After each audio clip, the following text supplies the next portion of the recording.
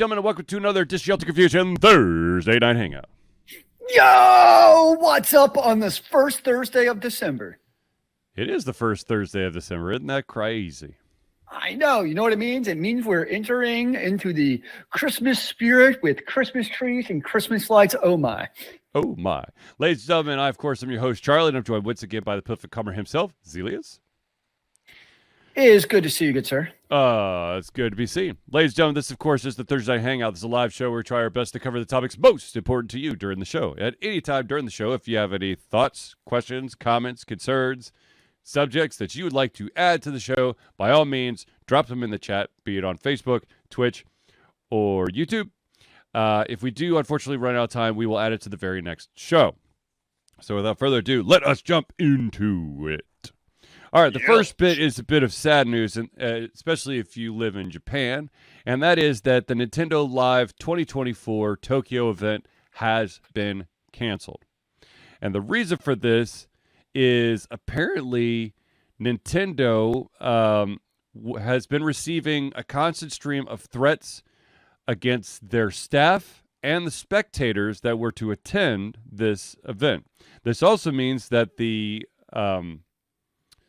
scheduled championship tournament for Splatoon and Mario Kart have both been postponed until further notice. And this, ladies and gentlemen, is where the phrase, "This is why we can't have nice things," comes from. Agreed. People being stupid dipwinkles. And for better or for worse, Nintendo's probably doing the right thing here. Taking the security seriously. Right. But, like, why do people just have to be dumb? That's putting it nicely. Like, come on, people. Get in the happy, happy Christmas spirit or Hanukkah spirit or whatever spirit you have flowing in your veins. Yeah. Get in the holiday spirit and don't be a fuckwad. Is that too much to ask? I know the answer to that. It's a rhetorical question. It still just makes me sad. Yes. It does make me very, very sad. I have to say that, it was, we are basically up to that event. So it was supposed to be in January of 2024.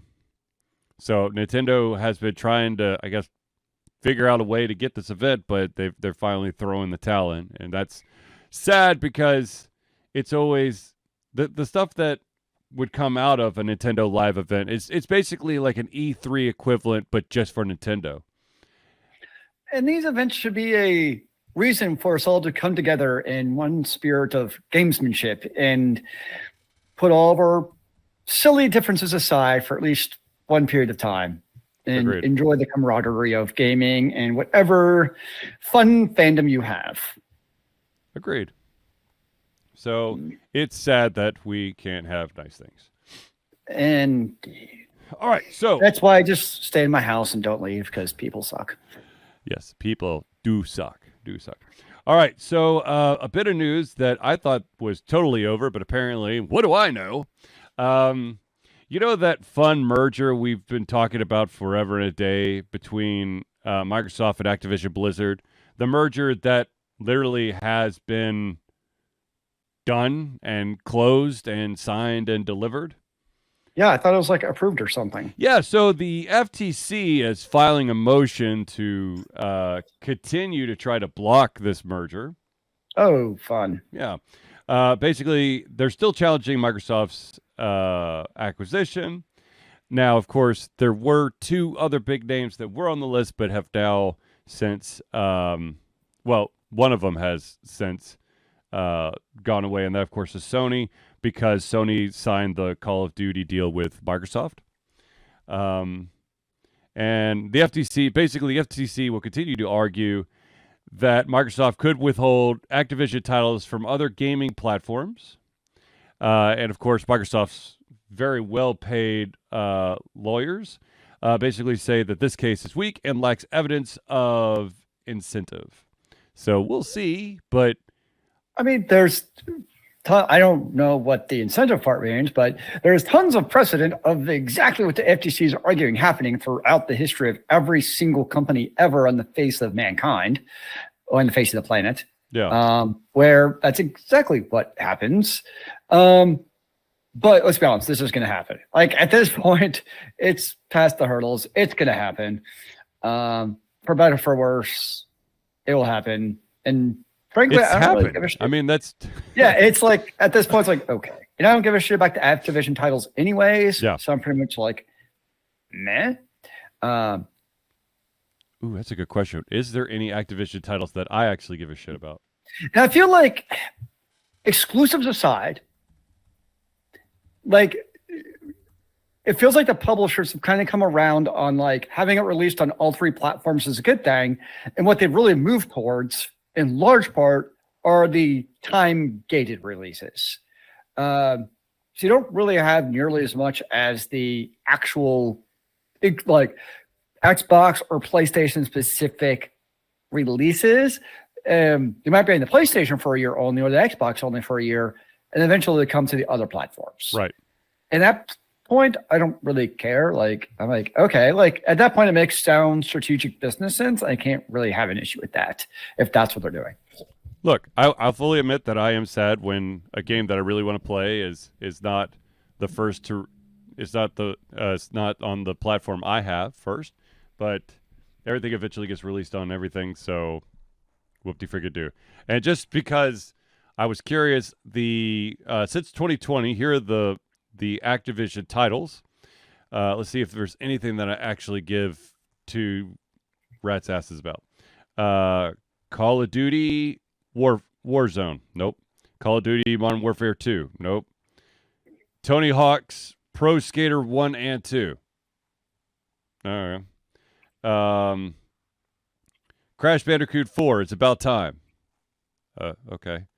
I didn't know that Crash Bandicoot was... Well, I guess they got bought out. Let's see here. Call of Duty Black Ops Cold War. Crash Bandicoot 4. It's about time. Oh, it must have been different platforms. Okay.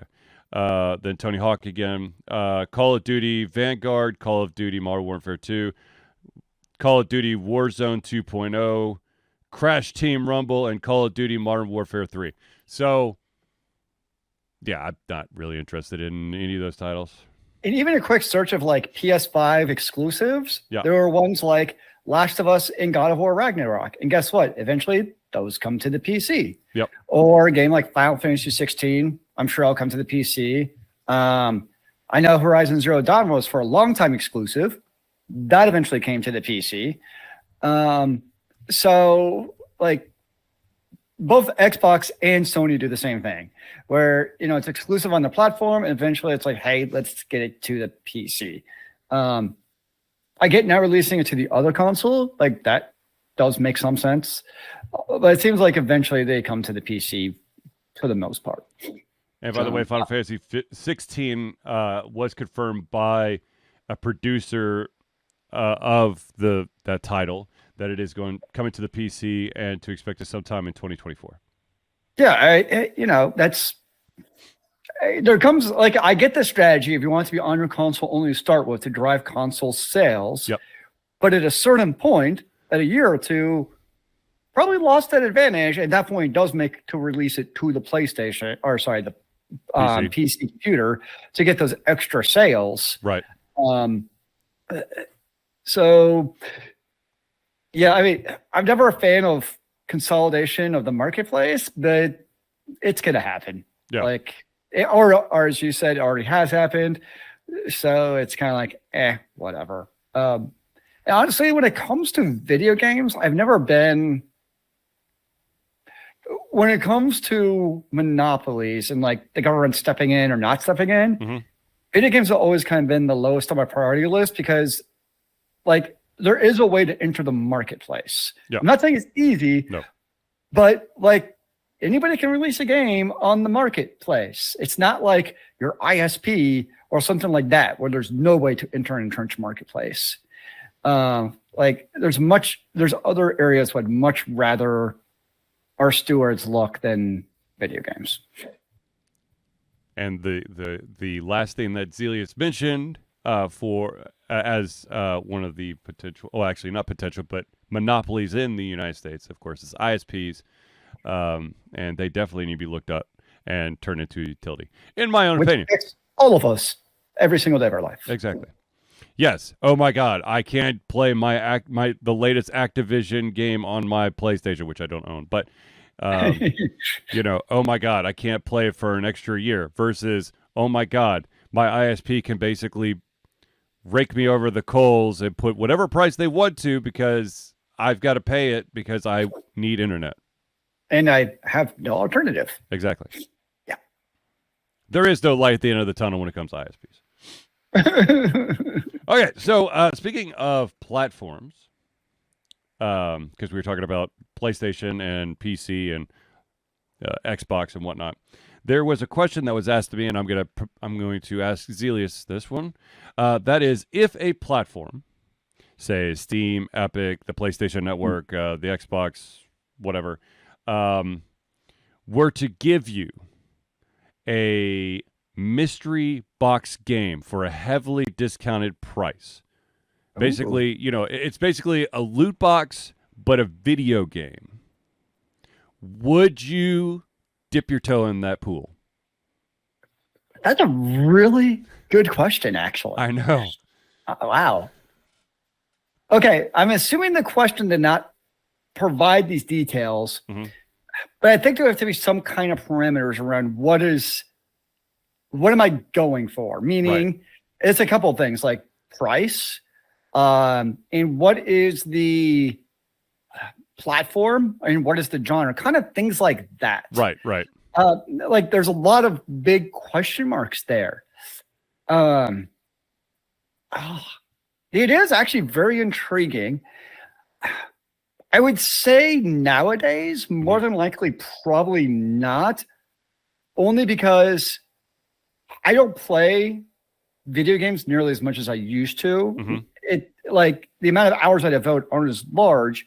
So as far as it's like I actually let my PlayStation Now subscription lapse because like there was a time when like for me the subscription service made a lot of sense in terms of what do you get back in return for that investment. It was like, okay, you actually get a lot of games. Right. But like I'm still only 20 hours into Hogwarts Legacy. And I've been playing that for like a month. And I feel like I've been playing a lot, but that's only 20 hours in a month.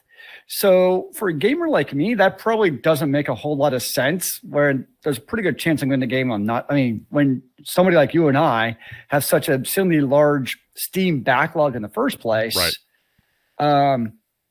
But for someone like, especially younger, I could definitely see that being a very interesting idea, to be honest. I used to do the, I forget what it was called, but it was the cat loot box. It was the same exact thing, where you get like a random toy and a random piece of food. Right. I know there was a geek loot box that did the same thing, where it was like geeky. Didn't you do that? That was the indie game box. Yeah. So yes, like I think it's a cool idea. And like, was it the indie game box? Was that it? Yeah, that was a random video game, wasn't it? Yeah, it's a random indie game. Well, no, it wasn't random, but it was. Well, I think they kind of gave you a heads up of what the game was going to be as they were sending it to you. Yeah, like I remember, like there were some. It wasn't like a totally unknown where you could get in, like My Little Pony version 4. Like you kind of had like an idea. Yeah, I think for a video game loot box to work, you need some idea, like probably by genre. Like, okay, you're getting like an RPG. I'd be like, oh, okay, that's actually an interesting idea. Versus, you're getting a sports game. Right. No thanks. So I think if you had, especially like if it was bigger titles, if you kind of get it more towards what genre, especially because a lot of indie games, I would probably say are more of like the point and click adventure / platformer, maybe a light RPG in there. Yeah. You kind of, I mean, obviously you don't know exactly, right. But you have some idea. Like, you're not getting a Madden, and you also know you're not getting probably a giant open world, Assassin's Creed either. You're getting somewhere in between there. Or is there just a random loot box? I don't know. That's kind of a cool idea. You're right. I wish I could ask this person for some more details now. It would have to be probably from a common publisher. Right. It would have to be from a common publisher. But I would, I know this is probably a crazy idea, but maybe this would work with. Let's say if Steam were to do it, and they basically just they based your personal mystery game off of your basically likes and dislikes from the games that you have purchased in the past, building kind of like, this is going to be in your wheelhouse. So it's kind of, there is the, what do they call it? It's the Steam stream. It's like recommended games. Yeah. Well, it's your discovery queue. Thank you. Yeah. It's kind of like the discovery queue for a loot box. Yeah. Yeah. I like that. In a way, PlayStation kind of with the PlayStation Now subscription, it kind of actually is that way. Because every month you have like 3 games as a part of it, and you don't know what they are. And generally, one of them's a pretty big title, right. like a known game, not just some random game. So in a way, the PSN already kind of did that. I think that'd be the key to any kind of subscription service. Like, indie box aside, because that was 4 indie games, but it was just like a, Steam box. You probably have to have at least like one big title in there, right, to kind of get people's interest, right. But yeah, I like the idea of using the Steam list as far as like, what is kind of your interest in video games, and they can kind of base it off of that. Makes a lot of sense. Yeah. So I'd be willing to, take it at least for a spin, to be honest with you, even though Zealeus is absolutely right. I have a hell of a backlog, and I was actually streaming on Tuesday. I'm going to pull up my Steam list here real quick, but I was streaming on Tuesday, and out of the, how do I do this again? I have 624 games attached to my Steam account. And out of those, I have 109 that have never recorded activity. I have, how many do I have? 193 games in my Steam queue. And I have 68 unplayed. You're better than I am. Or no? Percentage-wise, I'm worse. Yeah. But number-wise, it makes sense that number-wise, you'd have more than me just because you have a lot more games in your list. Yeah. Okay. Stupid Steam sales. 10 of these are Proton. I don't even know what that is. I have Proton 3.16, Proton 3.7, and the list goes on. I'm not going to name them all. Don't worry. I have the Source SDK. I have 7 versions of the Source SDK. Wow. Sniper Elite, I'm never going to play. Oh, I have the Stream Linux runtime.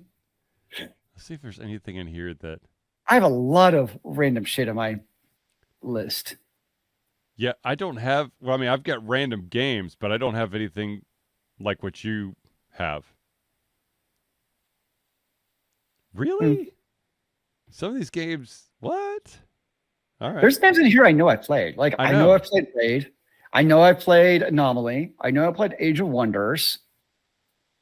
It says that Global Agenda has no recorded activity. That's not right. Anyways, moving on. Ooh. Well, I think the owner of that was just because like they erased everyone's That's true. history, which makes me sad. All right. So speaking of video games, because that's what we talk about in the show, I have another question that was asked. And by the way, sorry, I have 21.4 hours in Global Agenda. How many? Apparently 21.4, so I have a history. How do I not? My playtime says 35.7. Oh, yeah, that's what I see. Yeah, I see it. Huh, weird. Interesting. Anyways, you're saying. Anyways, another question was asked. I'm going through the questions right now, so I make sure that they get covered in the show. And this one is just kind of, I don't know how to best describe this, but I'm just going to ask it. Why do we continue to be so surprised when athletes or celebrities reveal that they like playing video games? I'm not surprised. I'm not surprised either, but there are a lot of people going, what? You play video games?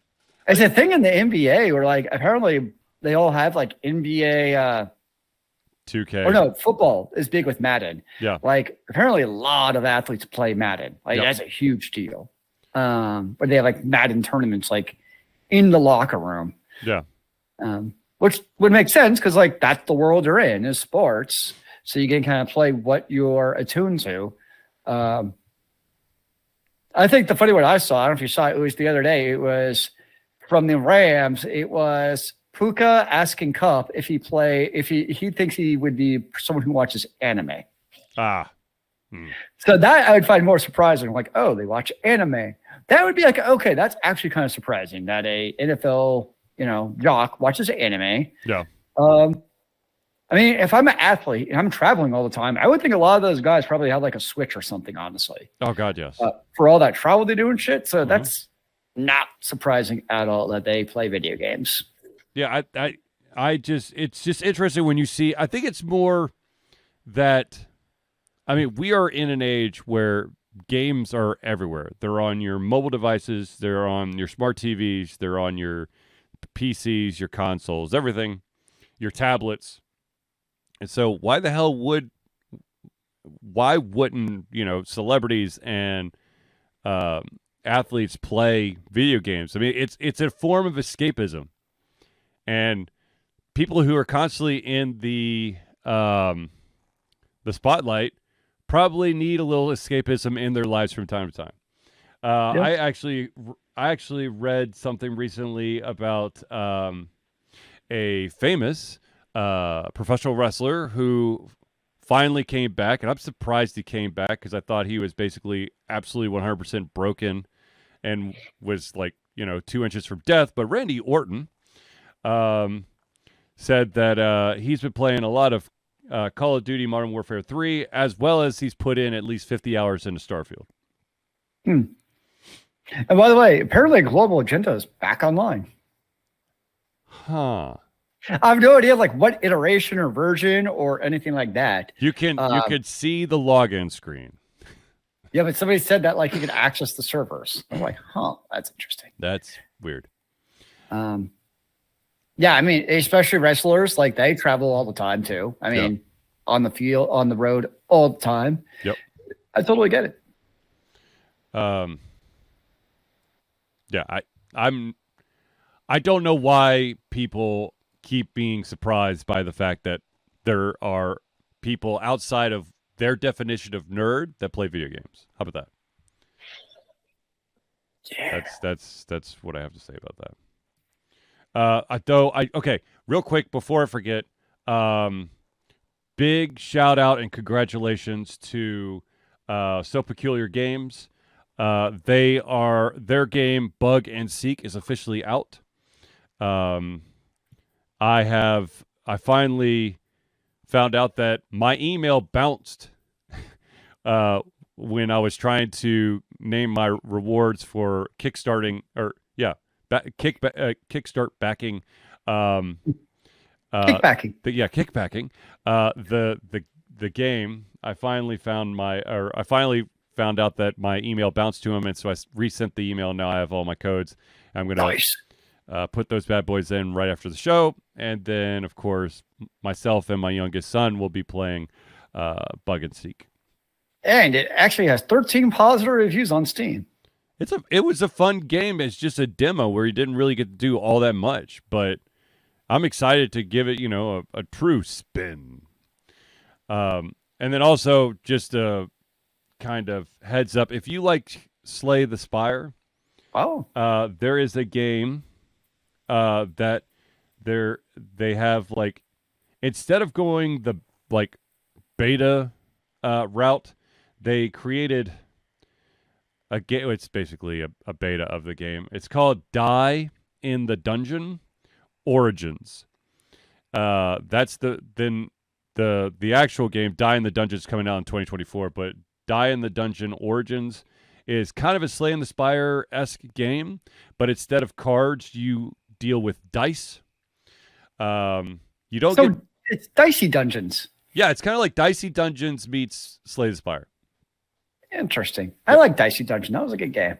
I decided to take that one for a spin on the last Tuesday, or this past Tuesday. And every single time I went up against that first boss, I got so close the last time, but I couldn't beat him. So yeah, it's son of a bitch. Dicey Dungeon is a tough dungeon crawl, or Yes, that is a tough one. So is Die in the Dungeon. So actually, I opened up most of Dicey Dungeons. Nice. Yeah, but oh my gosh, it took a lot of time to do. Anywho, all right. So before we get any further, let's do some shout outs to these amazing individuals that help Alter Confusion be the Alter Confusion that you love and adore. These, of course, are the friends of the show. So without further ado, let us jump into it and start with the Indie Cluster. The Indie Cluster is an organization of independent game developers that want to gain exposure by being involved in the community. They collectively journey to popular conferences as a traveling booth to help gain attention for their games. They make partnerships in local communities to bring games to the mainstream mindset. They highlight local, unusual, and rare concepts that challenge the paradigm of the common. They also host events to teach kids and minority groups about game development to hopefully one day enter the industry themselves. For more information, go to indiecluster.com. The next shout out we got to give is to the AV master himself. That, of course, is Noodle Boy Media. Founded in 2015 by Andrew Tran, Noodle Boy Media, previously White Kid 47 Media, is your choice for professional photo shoots and panel recordings at conventions. They pride themselves in providing a high level of professionalism, top-notch experiences, and quality services. If you want more information and to view their full list of services, check out facebook.com/noodleboymedia. The next one we got to give a shout out to is an individual who is actually at my house today because, oh my God, was I in need of a good adjustment because apparently after getting my appendix removed and having to walk and basically just recover from it, I was all out of alignment. Ladies and gentlemen, Hero Chiropractic is a unique healthcare practice set up by Ryan Moore. The company's focus to elevate a patient's experience of freedom, care of expression, and joy. They believe that everyone can be a hero and has incredible heroic potential inside themselves waiting to be unleashed. Hero Chiropractic focuses on mobile chiropractic care in the greater Atlanta area. They're committed to healing clients by creating a plan of action uniquely suited for each person. They make that plan of action as convenient and affordable as possible, and most importantly, suited to your individual needs. For more information, go to herochiropractic.com.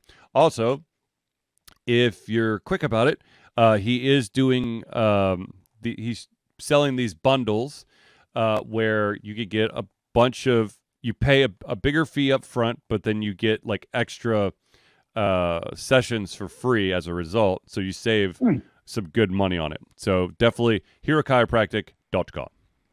Nice. The next one we got to do is to the music maestro himself, and that, of course, is CrossPad Creative. Need a new logo or want to work on a full branding and content strategy? Or maybe you need music or audio for your content. CrossPad, or like Alter Confusion. CrossPad Creative offers a whole host of solutions for individuals and small businesses. Just email Josh at crosspadcreative@gmail.com and see what he can do for you. The final shout out we got to give is to the original patron himself, and that, of course, is Agile Axiom. By day, Axe leads both the development team and a system administration team working with satellites at NASA's Goddard campus. But while not in meetings and many times during, he is the Agile evangelist Agile Axe, championing the philosophy of Agile and trying to make the world a better place for software developers, testers, system admins, and software projects the world over. Decades of experience in software development and leading Agile teams are brought to bear against evil processes, inefficient work, and bad habits. Also, he has written a book about Agile, so you definitely want to check it out. Go to agileaxiom.com. Now, ladies and gentlemen, I know at this point you're like, oh my God, I have to become a friend of the show. Well, ladies and gentlemen, let me tell you how you could do that. All you got to do is the following. Ladies and gentlemen, Alter Confusion survives the love and support of fans like you, and so we have a Patreon page. Patreon lets you, the fans, lovers, haters, demigods, interdimensional beings, gods, demons, aliens, swamp creatures, mummies, werewolves, Phantasm, supporters, and more to become active participants in the work we love through a monthly membership. This gives you access to exclusive content, community, and insight into our creative process. In exchange, we gain a bit more freedom to do our best work and the stability we need to build an even stronger creative career. Currently, we have 2 different tiers. There's the $1 tier, that's $1 a month, or $12 a year, and that gets you early access to our playthroughs as well as the ability to participate in patron-only posts. If you are feeling a little bit frisky, there's the $5 a month. That's $5 a month or $60 a year. Not only do you get everything at the $1 tier, but you also get your name or organization added to the Friends of the Show for every single Thursday night hangout. So if you want to become a patron of Altered Confusion, go to Patreon. That's patreon.com/Altered Confusion. Now, ladies and gentlemen, I know we are quickly approaching the end of the year, but have no fear. Altered Confusion is proud to say that we have been fundraising for Extra Life for 12 straight years. Extra Life is gamers doing what they do best, game, to help sick and injured children at their chosen Children's Miracle Network Hospital. The money that we raise through Extra Life will go directly to Children's Healthcare of Atlanta as unrestricted funds. This means that the hospital decides where and how to spend the money to ensure the dollars we raise make the biggest impact in the lives of the kids they treat. So if you have the capacity to donate, please go to extra-life.org and search for Altered Confusion. And yes, I'm here to tell you that the 24-hour Game-a-thon is going to happen very soon. So be on the lookout for that. We have not yet met our goal for the year, so hopefully we could get some people to pledge so we could close that gap. Nice. Okay, so now, back into the news. All right, first off, this was a little bit of a surprise, maybe for us in the U.S., because although it has nothing to do with the U.S., Twitch has announced that they are going to stop their services in a specific country starting February 27th, 2024. And that country happens to be South Korea. So, basically, that's most of the South Korean streamers that utilize Twitch, which is basically the main streaming platform in the world. They're scrambling for someone to take them on. There are some alternatives, and Twitch is helping those streamers connect with those alternatives to help smooth the transition from one platform to another. But that's really interesting. Out of all the countries, I would not have picked South Korea to be one that would be on the chopping block. I would have chosen like China or North Korea. Well, one of the big reasons is in South Korea, video broadcasters like Twitch also have to pay the ISPs for delivering content to the end users. Aha. Well, there so it is. That's what it comes down to. So that's why, like, in the US, there's such a big push for net neutrality because, like me on Twitch, I'm already paying Comcast X amount of money per month to access Twitch. Right. Twitch on their end is already paying their ISP X amount of money to deliver content upwards to the magical internet. And basically what Comcast wants is, regardless of whether or not Twitch is their provider, is they also want Twitch, and all the companies for that matter, to also pay Comcast for delivering their data to my endpoint also, on top of what Twitch is already paying to their ISP. So basically they're trying to double it. So that's pretty much what helped also price Twitch out of Korea, was that. Well, there you go. So yes, again, ISP is screwing us all over. Always, always, always. Yep. Okay, so another bit of news, and this one, of course, is not really that surprising. That is that CD Projekt Red is completely 100% done with CyberPunk 2077. After their update 2.1, that, of course, was that was basically the end of a 3-year journey to correct all the wrongs that were there at the beginning. they have now shifted their focus completely onto other projects, mainly the upcoming new Witcher, and also have no fear. It's not like the Cyberpunk universe is dead. There is a sequel to the franchise, which is currently codename Orion, that is starting to get off the ground. Cyberpunk 2078. 2079. You got just every two. Whoa. Actually, well, it was a 3-year journey, so maybe it's going to be 2080. But then you have a year gap of what you give a synopsis. So 2082. Oh, now we're going off the deep end. Dun dun dun. Now, the 100-year anniversary for my birth. Look, here's the thing. I like the fact that CD Projekt Red stuck around and righted the wrongs and ironed out the kinks and got the game to where it was supposed to be. That is commendable. And I mean, yeah, they could have easily just left it in the technically playable state it was. Yeah. Because technically it was playable. You could play it, and they could have just moved on. But they decided that they owed it to all those people out there to create the product that they deserved. Also, I think that CD Projekt Red was also banking on the fact that this was going to be the first of many Cyberpunk games. So if that game was absolute trash, which it wasn't total trash, but it was pretty bad when it first released, it would be really hard to build off of that in comparison to what Cyberpunk is now and trying to build off of the current iteration of Cyberpunk. So what they need in the future is just called early access. Yeah. Permanent early access. That's kind of what you see a lot of in games. Well, I mean, that's really what AAA titles do is they release a game and then you have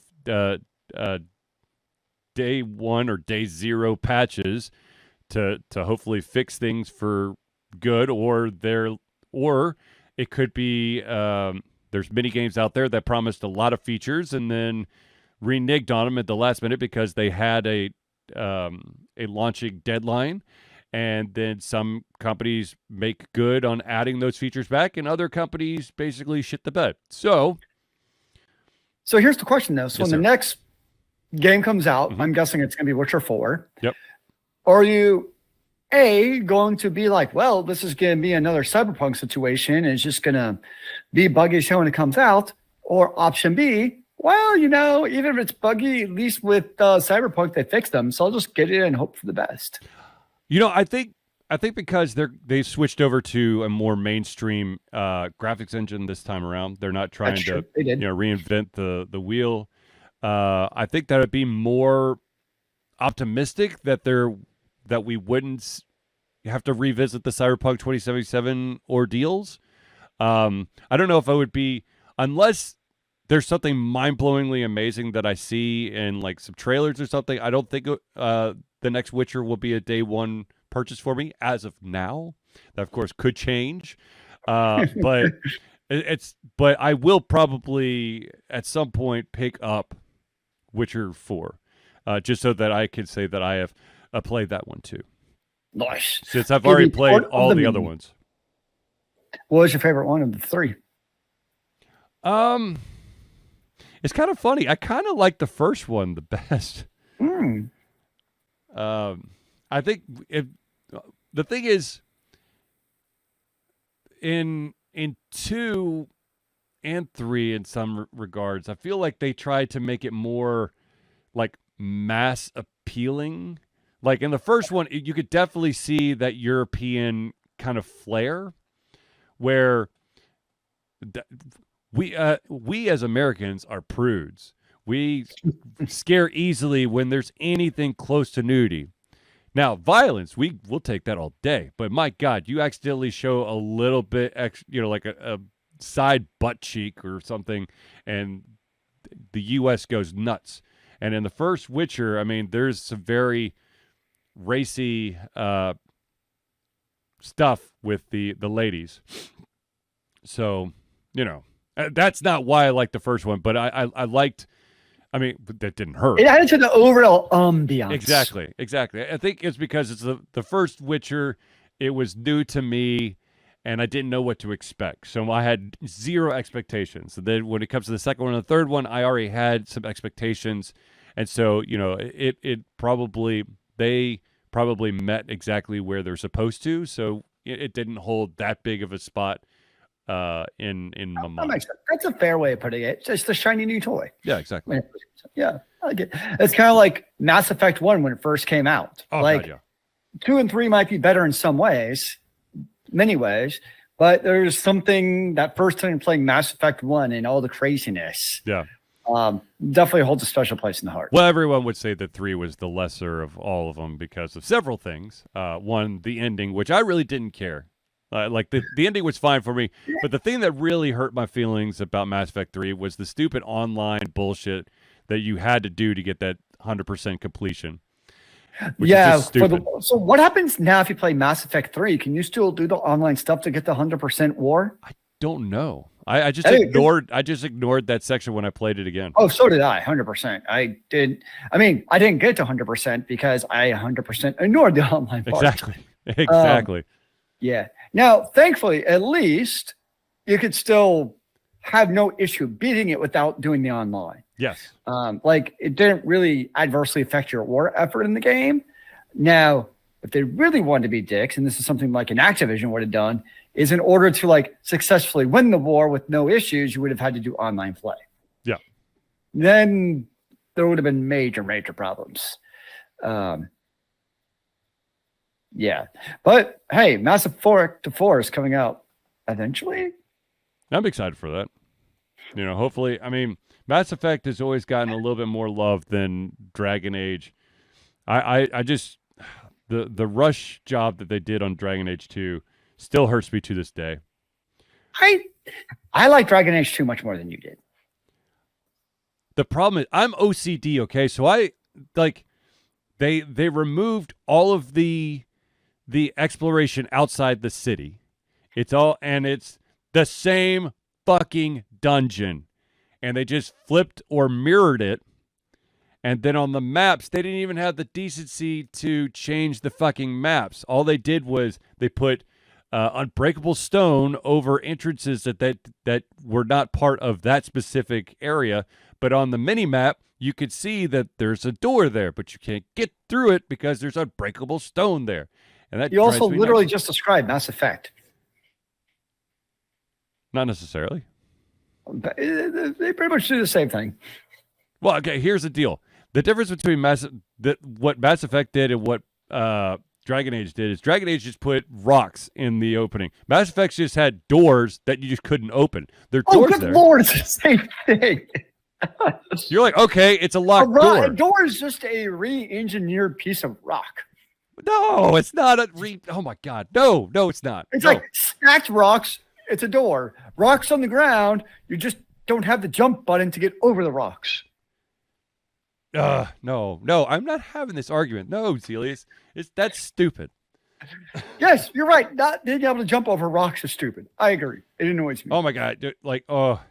Speaking of rocks you couldn't jump over, Horizon Zero Dawn, which was a phenomenal game, but there were certain things I can easily make this jump, but you can't make the jump, no matter how hard you try. Okay. I know it's been a while since you played it, but Hogwarts Legacy does the same damn thing, where there's the jumps onto high ledges, and it's funny because normally your character only can jump a foot, like a normal human being, right? Yep. And all of a sudden, your character can jump 5 feet in the air. But all of a sudden, they're like NBA basketball players. Yeah, so wait a second. Why couldn't I jump that high 3 feet over? Nope, I can only jump in this one exact place really fucking high. Yep. Okay. So, I get it. It's a video game. You have to have boundaries. So, I'm not actually bashing a game because of that. It's just funny to me to point it out, some of those discrepancies. Oh yeah, absolutely. But there's so many games that are like that. It does kind of annoy me in Mass Effect you can't jump because you're basically mutant. Yeah. You can't jump. Yep. I get it from a developer perspective. You had to do it. Otherwise, that's a whole lot of extra shit you had to do. Yep. But it is a little bit of immersion breaking sometimes. Yeah. Yep. Yeah. Yep. Okay, so the other story that we have here is the fact that a very controversial mod for Baldur's Gate 3 has been completely banned. And it was basically the anti-LGBTQ plus mod. And the developers had this in response for the ban, and that was, we are for inclusivity. We are for diversity. If we think someone is uploading a mod on our site with the intent to deliberately be against inclusivity and or diversity, then we will take action against it. The same goes for people attempting to troll other users with mods deliberately to cause a rise, which I think is the right stand. But of course, saying that and doing that, you know that there's going to be a bunch of uniquely mental individuals out there who are going to make it their life's purpose to try to find ways to put even worse mods onto the game now. Look, in real life, I'm all for LGBTQ. I get all the numbers mixed up, letters mixed up, rights, like yep. marijuana, etc.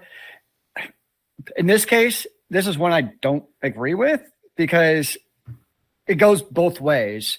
Where if mod creators want to be able to create a mod because there's so many mods out there that do the reverse. I go from basically whether are straight relationships to have gay relationships. Mm-hmm. If a player, for whatever reason, backwards though it may be, wants to do the reverse, we're like, oh my gosh, I'm offended by the gay romance. I want to have a straight romance. Okay, go for it. This is one where I think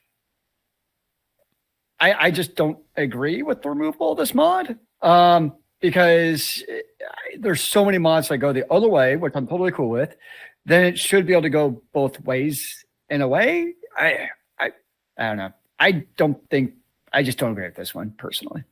That's just kind of how I look at it, but I also don't run Nexus mod. No, I think everyone is. I think that everyone is entitled to play the game in their own way. I think that when it comes to mods, I mean, yes, freedom of expression, all that stuff. Now, if it is like outright anti, and so that I don't get all the letters messed up, I'm actually looking at the like, I guess, like, does it actually say when you're playing the game, like, we hate gays? Right. Versus just changing the relationship. My understanding is, granted, I've not played the mod, so I could very well be wrong, is it's just changing the relationship from being gay to straight, or I guess lesbian technically, whatever it was, to straight, which to me is very different than actually vocally saying anything because they never had any problems with the other way around on the mods. So basically, from my understanding, what this mod does is that it, if there is like a romantic history between like NPCs and whatnot, that the gender of one of the romantic partners is changed so that it is strictly heterosexual, and some other stuff here. Yeah. That's look. The name of the mod is called No Alphabets. Just so you know. Okay, I mean, they probably could have picked a bit of a less controversial name, potentially, or because when you say no alpha in a name, that does speak to an agenda. Yeah.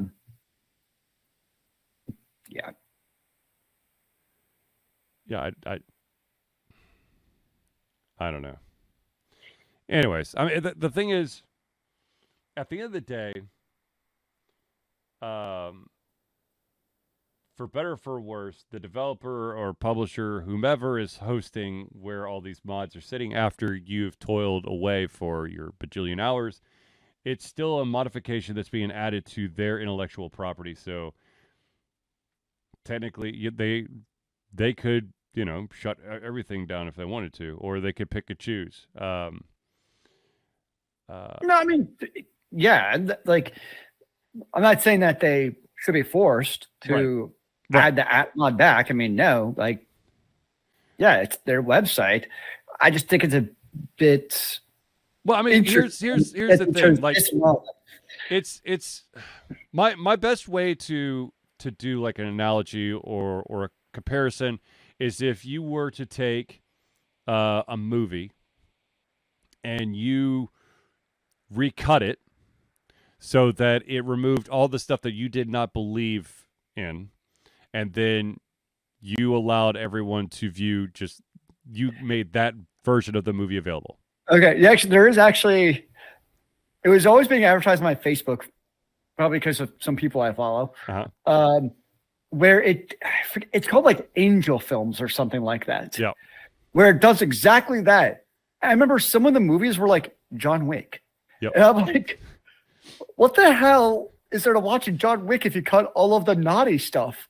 Like, that is the movie. And they have like all these movies where it's like they're pure action movies. And they advertise like, we cut all the action and violence from this movie. No, we cut all the violence out of this. And of course, all the action is, it's attached to the violence, but we're not going to tell you. Yeah, and I'm like, what? Okay, yeah, so Sam, yes, Han shot first. Wow. Sam, spoiler alert. Yeah, seriously. Jeez. I've always wondered, like, what is the actual like IP, like copyright on doing that? Not what we're talking with mods, but like Angel Videos that actually takes that and resplices movies. I can't imagine that's actually technically legal. I don't know. I would think that they would have to like basically give a huge cut to the studios. But what about the royalties to the actors? Let's say that their recut basically took a specific actor completely out of the film. Are they owed any royalties for the sales because they're no longer in the film? That's a great question. Oh God, my brain is hurting now. You'll have to ask Han. Yes. I still don't understand why Lucas recut that stupid scene. Whatever. Everything I understand about the first 3 Star Wars movies is like Lucas basically had the overarching idea of the space opera, and basically everyone else basically told him to rein it in and don't be a dumbass. In large part. Right, but the thing was that when those 3 were released, they were fine on their own. And then what was it, like in the 90s, Lucas went back and recut it so he could remove the mystique and mystery of who shot first. Why? Yep. Why? And that was the problem. It's like the first 3 that didn't happen because people reined him in, but then he became George effing Lucas, so he could do whatever he wanted, and managed to make what's her name look like a terrible actress. Which Princess? Natalie Portman? Yeah. Yeah. Because her script was so bad. She didn't have a script. Well, it was just little bird scratches. She had to figure out what the hell they were talking about. Yeah. Anywho. No. Yeah. Also, speaking of mods, you can still make mods for Skyrim, and as long as you don't utilize AI in creating those mods, you, my friend, could put your mod up for sale and turn a profit. But There cannot be any AI assistance in the mod. What is this, 10 years later, and they're trying to re-implement paid mods again? Yeah. Unbelievable. Yeah, I don't know. So is using ChatGPT to help me code my mod, is that considered AI assistance? Absolutely. Or using Copilot, which is like basically built into VS Studio nowadays. Is that considered AI? Yes, you have to do it by punch card, motherfucker. Can I at least use Vim? Nope, punch card. Not even Vim. Oh, well, that's going to be a problem. Yeah. You got to eliminate a. What about COBOL? Can I use COBOL? Pascal. All right, there we go. You just want some of that cut. Of course I do. I've got some Pascal still rattling around in my brain, I'm sure, somewhere. I thought I remember you learned that at one time in your life. Yeah, Cobalt, Pascal, VB, and a bunch of other things. I never learned Fortran, though. Sorry. Amateur. I know. What about assembly? Depends on the assembly. I learned MIPS, which was the Motorola version of assembler. Booyah! Such a nerd. I expect you to program in binary. Oh, Lord. No. I don't, please, binary. I program in octal. Wow.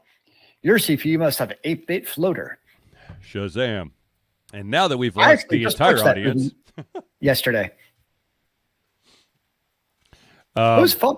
huh? I just watched that movie yesterday. Which one? Shazam.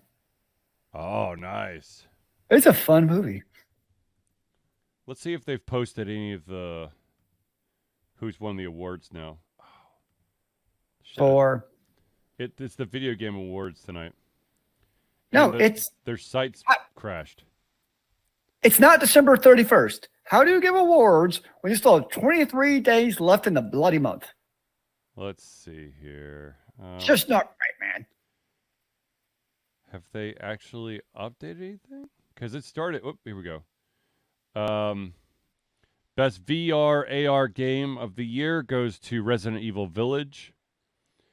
Innovation and accessibility, Forza Motorsports. Best action game of the year goes to Armored Core 6, Fires of Rubicon. Okay. Best family game goes to Super Mario Brothers Wonder. Of course, exclusively on the Nintendo Switch. Let's see here. Best esports athlete. Faker, which I know the name. I don't remember what all he's attached to, but out of all these names, Faker, I do recognize Faker. The best esports coach. Really? Wow, this is getting deep. I have no idea. Potter. Sure. Best esports event. This is going to come as no surprise, but is the 2023 League of Legends World Championship. By the way, Faker is League of Legends. Uh-huh. He's been playing since 2013, like professionally. Yeah. You know what impresses me most is that like his wrist still works. What's up, Farsh and Chops? It's like my hand gets like tired in carpal tunnel from like an hour of video games. And that's being like slow old man.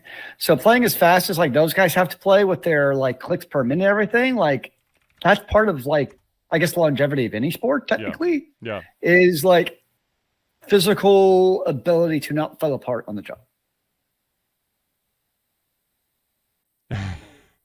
Anyways, the best esports game of the year goes to Valorant.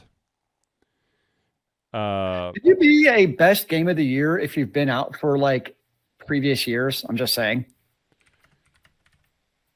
Yeah, I would. I mean, I would guess it's just I mean, the thing is, like that seems like a cop out. Like if it's the same game and it's not like an expansion. well, no. Well, the thing is with Valorant. Okay, so the ones that they listed are Counter-Strike 2, Dota 2, League of Legends, PUBG Mobile, and Valorant. Now, I could argue.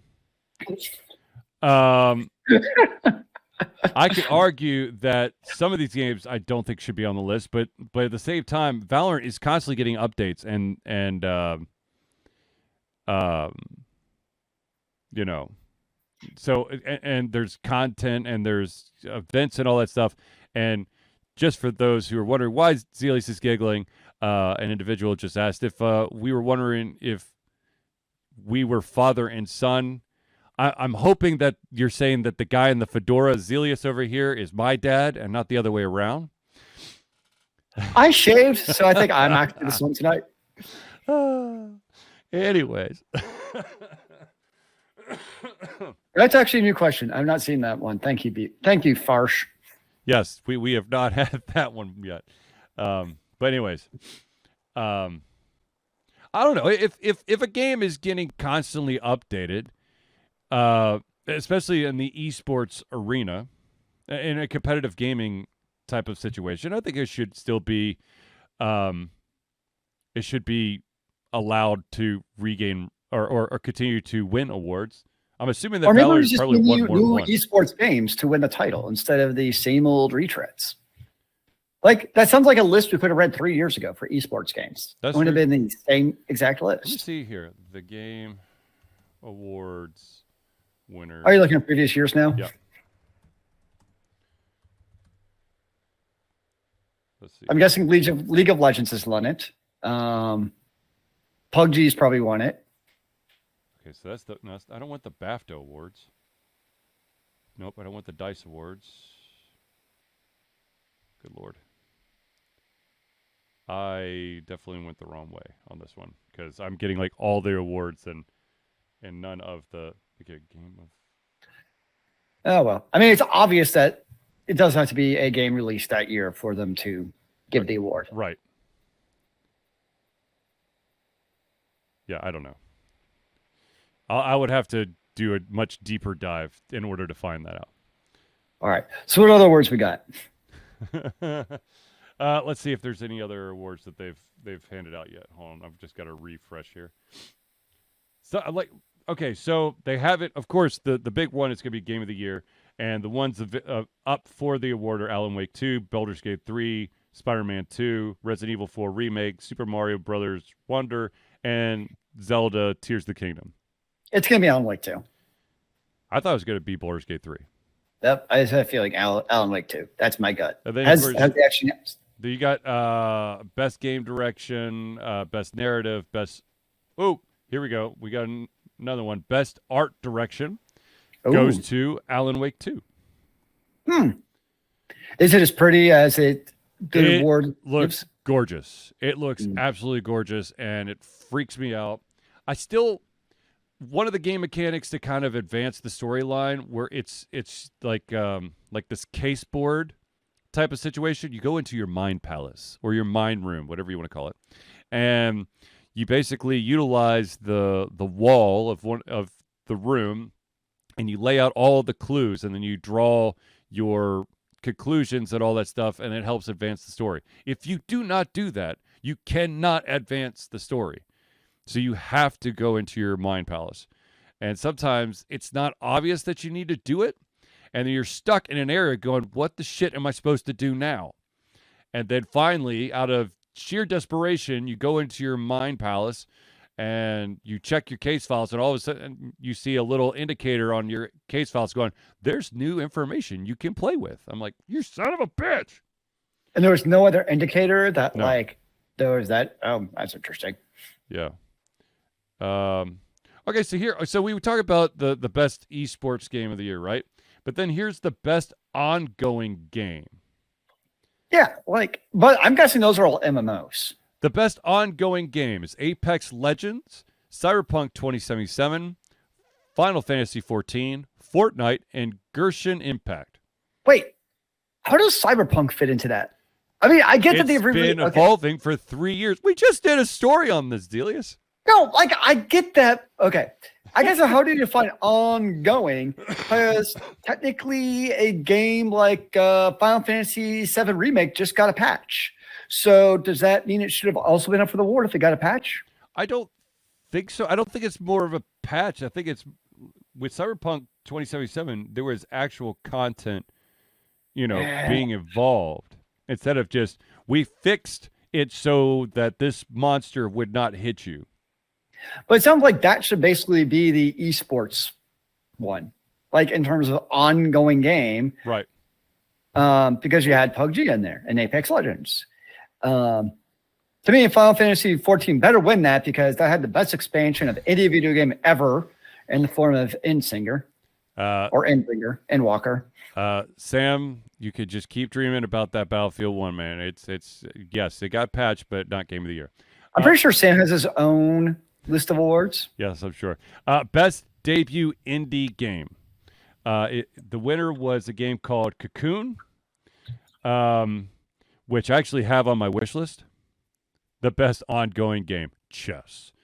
No, it's tic-tac-toe, dude. No, they should actually do that one year. Just like totally just troll everyone and give it to something like chess or checkers or something and just say whatever his reaction is. I wonder, okay, so in the best debut indie game was also Dredge, which I really need to write the review for, by the way. But it did not win because, of course, Cocoon won, which now I've really got to check it out since it won. But I wonder how close it was. Best mobile game of the year goes to Honkai Star Rail. It beat out Final Fantasy VII Ever Crisis, Hello Kitty Island Adventure, Monster Hunter Now, and Terra Nil. None of which I played. I have not played a mobile game on my phone. I played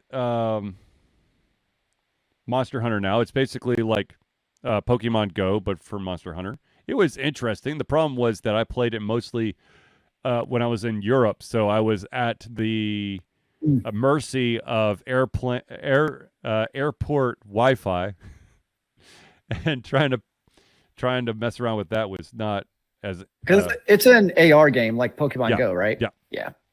Yes, it is. And I did finally remove it from my phone because I just don't do that at all. Yep, I hear that. Let's see here. Nope, I'm not seeing any other ones. So we'll just have to wait and see. Anyways. So what is your game of the year?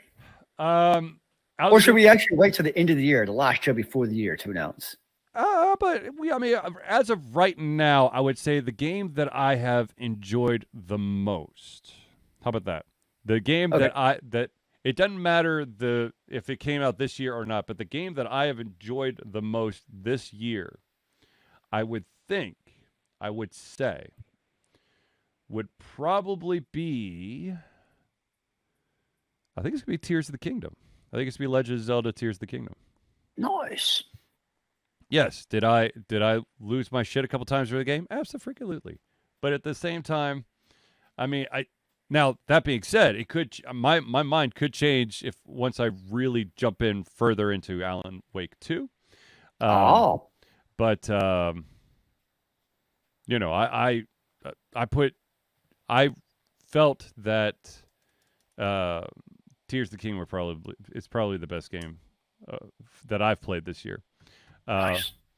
Now, I know that some people are probably wondering what is going to be the next early access playthrough from Ultra Confusion, and as of right now, it is going to be the Telltale Expanse series. I've actually recorded, I think, the first 4 episodes of it. I just need to render it and chop it into bits, and then I can give it to those wonderful people that are patrons for Ultra Confusion. Nice. But also, funny story, since we're running out of time, or we're getting close to the end, but months ago, when the infamous Stadia finally closed down, there was, of course, the story that came out about a bunch of the games that were exclusive to the Stadia and what would happen to them. Would they appear on different platforms. And of course, the answer is yes. The developers were allowed to push their content onto different platforms because they should be able to make more money, even if Google decided Stadia not really all that awesome. So one of the games that was there that I totally blanked out on, and I actually came across it on Steam, and I was like, I kind of remember this game. I don't know why, but I'll go ahead and buy it. And it is a game called, let me make sure that I get this right here. It is called Gylt, Gylt. Okay. And it is a pretty solid game. It is, let me read you the little blurb here from Steam. Shape your fears. Fear the shapes. Embark on a journey where you face your worst fears and are confronted with the emotional impact of your actions in this narrative adventure game with puzzles, stealth, and action. Yes, I know. Stealth. Gasp. Charlie? No way. But so far, so good. To be honest with you, it kind of like, I haven't played too much of the game, but like the early goings of the game kind of remind me a little bit of like if you were to take Alan Wake, the original Alan Wake, and make it more kid-friendly, more like Monsters Under the Bed type of situation, because you can burn the monsters away with your flashlight, which is one of the main mechanics in the original Alan Wake. That's not to say that mechanic has been done away with. That is very much still there in Alan Wake 2. Believe me. Just don't let your batteries die. Yes, Jesus. Oh my God. The amount of that is the one resource that you constantly have to keep an eye on is, do you have enough batteries? Or are you going to have to just hoof it and pray that you make it through? Sounds a little too close to real life. Agreed. Well, all right, ladies and gentlemen, I think we've reached the end of our show, unfortunately. Now, of course, we do this every single Thursday. And if Charlie was an actual smart person, instead of just publishing the podcast on Podbean and the video on YouTube, you've actually posted it on the website, which I just double-checked, and I did not do that yet for last week's show. Then, yeah. Anyways, if you're interested in getting basically through the backlog, you can always check out any of your podcast-friendly platforms. I'm sure we're almost on all of them. It's the Alta Confusion Thursday Night Hangout. If you want to watch the video, if you need to see our beautiful faces while we talk, you can always go to youtube.com/Altered Confusion LLC, and they are all there in a nice little playlist. But anyways, ladies and gentlemen, I want to thank everyone for tuning into the Alta Confusion Thursday Night Hangout. For myself, Charlie, and Zealeus, it's been a pleasure giving you the camera heads, our mouths, and of course, our hearts. We'll be back next Thursday for another Alta Confusion Thursday Night Hangout. And remember, kids, keep on gaming in the free world. Amen to that, brother.